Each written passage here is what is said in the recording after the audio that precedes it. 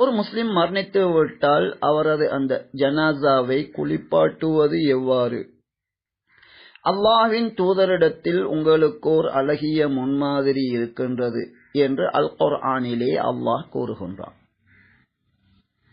எனது உம்மத்தினின்றும் மறுக்கின்றவர்களைத் தவிர மற்ற அனைவரும் சுவனம் நுழைவார்கள் என நபி அவர்கள் கூறிய போது, யார்தான் மறுப்பார்கள் என நபித்தோழர்கள் கேள்வி தொடுத்தார்கள். என்னை பின்பற்றியவர்கள் சுவனம் செல்வார்கள், மற்ற அனைவரும் மறுத்தவர்களாவார்கள் என்று நபி அவர்கள் கூறிய விளக்கம் சஹீஹ் புகாரியிலே காணப்படுகின்றது. மரணித்த ஒருவரை குளிப்பாட்டுவது போன்ற விடயங்களில் நபி அவர்கள் எவ்வாறு வழிகாட்டினார்கள் என்பதை ஒரு பக்கம் வைத்துவிட்டு, வளமையாக எம்மிலே எப்படி செய்யப்படுகின்றது அல்லது ஒவ்வொருவரும் தாம் நினைத்தவாறு இதனை எவ்வாறு கூறுகின்றார்களோ அதன்படி செயல்படுவது போன்ற கைசேதமான நிலைமையை காணுகின்றோம். எனவே இங்கே நாம் நினைவுபடுத்திய விடயம் எல்லா மார்க்க விடயங்களிலும் அல்லாஹ்வை பயப்படுகின்ற ஒரு முஸ்லிம், சுவனம் நுழைய விரும்புகின்ற ஒரு முஸ்லிம், மார்க்க விடயங்களை நபி அவர்கள் எவ்வாறு கற்றுத்தந்தார்கள் என்பதைத்தான் எப்போதுமே பார்க்க வேண்டும். எனவே ஒரு ஜனாசாவை குளிப்பாட்டுகின்ற விடயத்திலே பல தவறுகளும் இடம்பெறுகின்ற நிலையில், அதுதான் சரியென நினைக்கின்ற நிலையிலே மேலே உள்ள உபதேசத்தை நாம் நினைவுபடுத்தி இருக்கின்றோம். முதலிலே அனைவரும் மனதிலே அதனை பதித்துக் கொள்ளுங்கள். இப்போது மரணித்த ஒருவரை குளிப்பாட்டுகின்ற விடயத்திலே நபியின் சுன்னாவிலிருந்து இலகுவாக நீங்கள் புரிந்து கொள்ளும் விதத்திலே 9 குறிப்புகளாக அதனை உங்களுக்கு கூறுகின்றோம். அது பற்றி கூறக்கூடிய முக்கியமான பெரும்பாலான விடயங்களை உள்ளடக்கிய சஹீஹ் புகாரியில் உள்ள ஒரு ஹதீஸ் 1254வது இலக்கத்தில் காணப்படுகின்றது. அதே போன்று மற்றொரு ஹதீஸ் அபூ தாவூத் போன்ற நூல்களில் பல நூல்களிலும் உள்ள அறிவிப்புகளின்படி ஹசன் லிகைரிஹி என்ற ஏற்றுக்கொள்ளப்படுகின்ற ஹதீஸின் வகையை சார்ந்ததாக மற்றொரு ஹதீஸ் இருக்கின்றது. இந்த 2 ஹதீஸ்களிலுமே இங்கு நாம் கூறுகின்ற அந்த விடயங்களை நீங்கள் பார்க்கலாம். இப்போது சுருக்கமாக மிக இலகுவான முறையிலே புரிந்து கொள்ளும் விதத்தில் மரணித்த ஒரு முஸ்லிமை குளிப்பாட்டுகின்ற விடயம் பற்றி 9 குறிப்புகள் உங்களுக்கு கூறுகின்றோம். முதலாவது, அந்த ஜனாசாவை குளிப்பாட்டுபவர்கள் நெருக்கமான உறவினர்கள் அந்த பொறுப்பை ஏற்பது மிகச் சிறந்ததாகும். கணவன் மனைவியாக இருந்தால், மனைவி மரணித்து விட்டால் அந்த மனைவியை குளிப்பாட்டுவதை கணவன் பொறுப்பேற்பதென்பது நபி வழியாகும். தங்களது மனைவி முதலிலே மரணித்தால் அந்த மனைவியை குளிப்பாட்டி கஃனிட்டு நான் அடக்கம் செய்வேன் என்று நபி அவர்கள் அந்த விடயத்தை முதன்மைப்படுத்தி வழிகாட்டியாக அது பற்றி கூறினார்கள். ஏனையவர்கள் மிக நெருக்கமான உறவினர்கள் அந்த பொறுப்பை ஏற்க வேண்டும். தங்களுக்கு தேவையான ஒரு சில துணையாக ஒரு சிலரை, ஆண்களுடைய ஜனாசாவை குளிப்பாட்டுவதை ஆண்கள் பொறுப்பேற்று செய்ய வேண்டும், பெண்களுடைய ஜனாசாவை குளிப்பாட்டுவதை பெண்கள் பொறுப்பேற்று செய்ய வேண்டும். இது முதலாவது விடயம். இரண்டாவது விடயம், அந்த ஜனாசாவை முதலிலே உயிர் பறிக்கப்படுகின்ற போது சிறுநீர் மலம் போன்றவை வெளியேறுவதற்கான பெரும்பாலான வாய்ப்பு இருக்கின்றது. உயிர் கைப்பற்றப்படுவது சக்ரத்துல் ஹால் என்ற ஹதீஸிலே சொல்லப்பட்டுள்ளது, சக்கராத்துல் ஹால் என்றும் சொல்லப்படும்.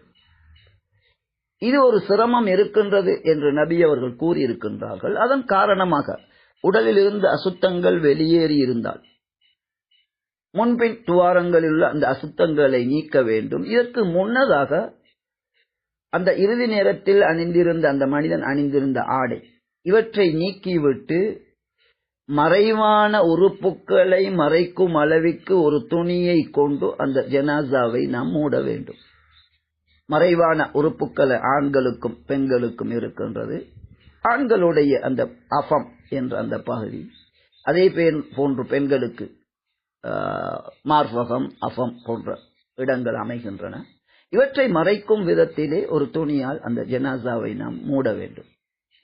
அதன் பிறகு நாம் மேலே சொன்னவாறு அசுத்தங்கள் இருக்கும் என்று இருந்தால் அந்த மறைக்க வேண்டிய பகுதிகளை பார்க்காத விதத்திலே அந்த அசுத்தங்களை நாம் நீக்கிவிட வேண்டும். அதன் பிறகு அந்த ஜனாசாவை நாம் குளிப்பாட்ட ஆரம்பிக்க வேண்டும். எனவே 4வது விடயமாக அந்த ஜனாசாவை குளிப்பாட்ட ஆரம்பிப்பது என்பது உலு செய்து விடுவதை கொண்டு ஆரம்பிக்க வேண்டும். அந்த உலுவிலும் வலதை கொண்டு நாம் ஆரம்பிக்க வேண்டும். எல்லா விடயங்களிலும் வலதை கொண்டு ஆரம்பிப்பது என்பது ஒரு சுன்னாவாகும். ஜனாசாவுடைய விடயத்திலும் இவ்வாறு அதனை குளிப்பாட்டுவது என்பது முதலிலே உது செய்து விட வேண்டும். உது செய்வதை வலதை கொண்டு ஆரம்பிக்க வேண்டும். அதன் பிறகு அந்த ஜனாசாவை நாம் குளிப்பாட்ட வேண்டும். எனவே 5வது விடயமாக ஜனாசாவை குளிப்பாட்டுவது என்பது குறைந்தபட்சம் 3 விடுத்தம், அதாவது கழுவுவது 3 விடுத்தம் தலையிலிருந்து கால் வரைக்கும் நாம் கழுவ வேண்டும்.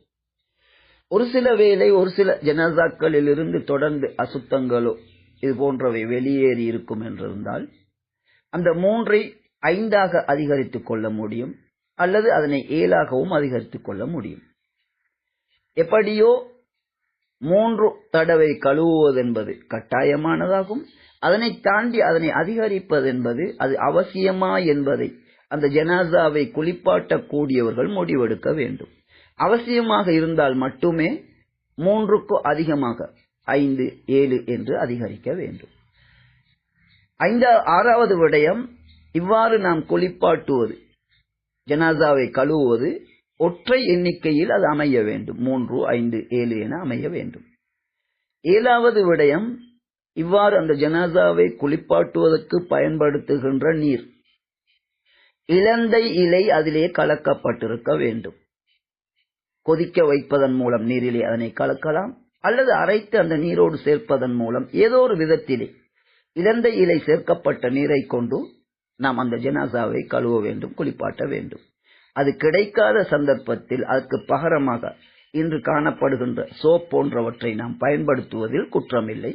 இலந்தை இலை இருக்கும் என்றால் அதனை கொண்டே நாம் நீரிலே அதனை கலந்து அந்த ஜனாசாவை குளிப்பாட்ட வேண்டும். 8வது விடயம், இறுதியாக கழுவுகின்ற போது 3 தடவை கழுவுகின்றோம் என்றால் 3வது தடவையிலே, 5 தடவை கழுவுகின்றோம் என்றால் 5வது தடவை, இப்படி இறுதியான அந்த ஜனாசாவை கழுவுகின்ற அந்த சந்தர்ப்பத்திலே அந்த கழுவுவதற்கான நீர் கற்பூரம் கலக்கப்பட்டதாக இருக்க வேண்டும். இது 8வது விடயம். 9வது விடயம், ஜனாசாவை குளிப்பாட்டுகின்ற போது தலை மயிர் உட்பட அவை சுத்தமாக்கப்பட வேண்டும். குறிப்பாக பெண்கள் தலைமுடியை பின்னி இருந்தால் அதனை விரித்து நன்றாக சுத்தப்படுத்தியதன் பிறகு அந்த தலைமுடியை 3 பின்னல்களாக பின்னி விடுவதும் நபி வழியாகும்.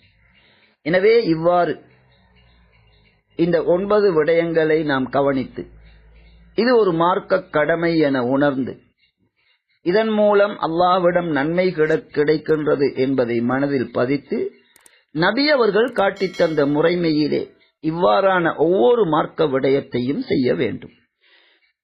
இதுநாள் வரைக்கும் நாம் எப்படி செய்தோம், ஊர்வலமை எப்படி இருக்கின்றது என்பதை ஒரு பக்கம் வைத்துவிட்டு நாம் மேலே நினைவுபடுத்தியது போன்று நபி அவர்கள் காட்டித்தந்த வழிமுறையில் நபியின் சுன்னாவின்படி நடக்கும் போதுதான் நாம் எதிர்பார்க்கின்ற அந்த உயர்வான சுவனம் என்ற கூலி எமக்கு கிடைக்கும்.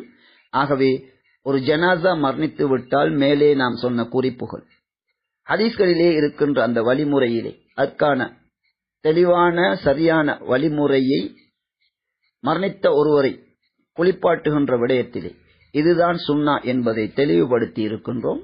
அல்லாஹுடைய திருப்திக்காக நபி வழியிலே இதனை செய்வது சுவனம் செல்ல விரும்புகின்ற ஒவ்வொரு முஸ்லிமின் மீதும் கட்டாயமான வழிமுறையாகும்.